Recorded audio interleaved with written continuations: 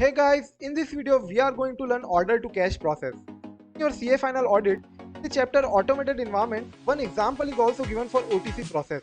And so you might as well see a question in your exam as well. Because it falls under very few topics that are still left by the ICI to ask in the exam. So let's get straight into understanding this important process. It is nothing but normal sale where seller receives the order, delivers the good and receives the payment in return for the product.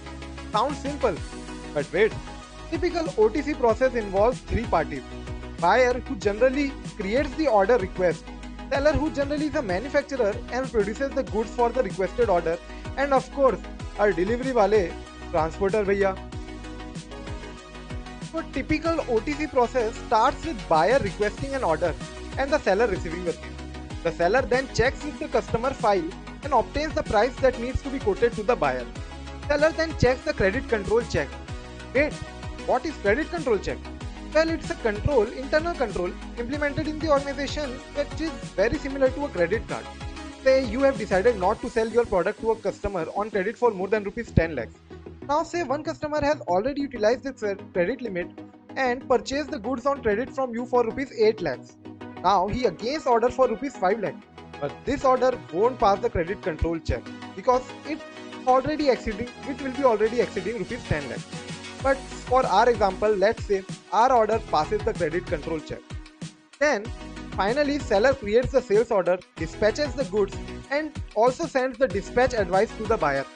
He then creates the delivery note, ships the goods and updates the inventory. Then it creates the invoice which goes for the verification process, and finally the accounting entries are passed. Buyer then receives the goods, makes the payment to the seller.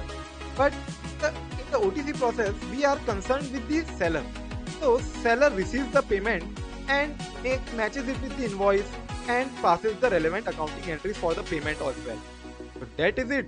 That's the OTC process for you. In short, customer creates the order request and seller receives the order. Then it finally does the packaging of the items, creates delivery note, ships the goods and updates the inventory. After which invoice is created, verified and accounted for. Seller then finally receives the payment and he matches to the invoice and accounts for the payment as well.